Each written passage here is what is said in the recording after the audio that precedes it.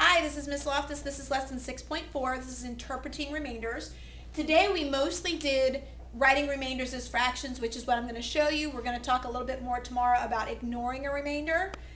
When you can't do anything with them, like if you've got play cars and you divide them up evenly, you've got 2 extra, you can't split them up and give them to people because they're made of steel. Or you can round up, like if you've got CDs that need to go into a CD case, you need to buy 5 CD cases and you have 2 CDs left over, you need to round up and buy 6 CD cases. We talked about that. Here we have an instance of when you're going to write it as a remainder, which we practiced today.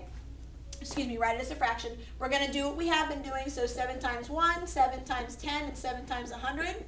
So we have our benchmarks to work on, 7, 70, and 700.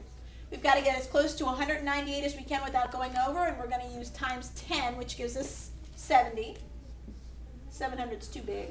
When we subtract, we get 128, so we're going to do it again. Times 10 gives me 70. Subtract, it's going to make that a 12. 58. I can't do times 10 again. If I do 7 times 10, it's going to give me 70, and I've gone over. So I'm going to use my multiplication facts.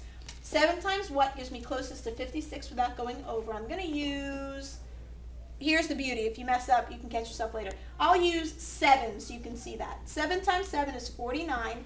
I didn't get as close to 58 as I could have, but close enough.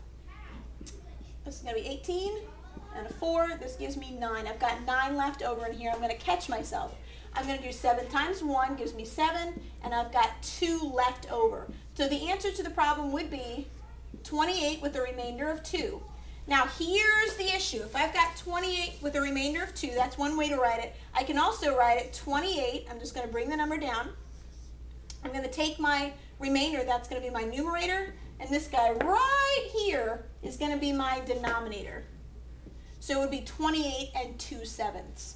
This would be 28, remainder 2, written as a fraction, 28 and 2/7. I'm going to show you one more example quickly without solving the problem, and I'm making this one up, so it's probably not right. If I have 41 divided by 2, and I decided to use 20, oh, that is right, okay, 1.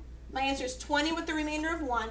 To write it as a fraction, I'm going to do the same thing. I've got 20, 1 is my numerator, and I'm going to use this 2 here as my denominator.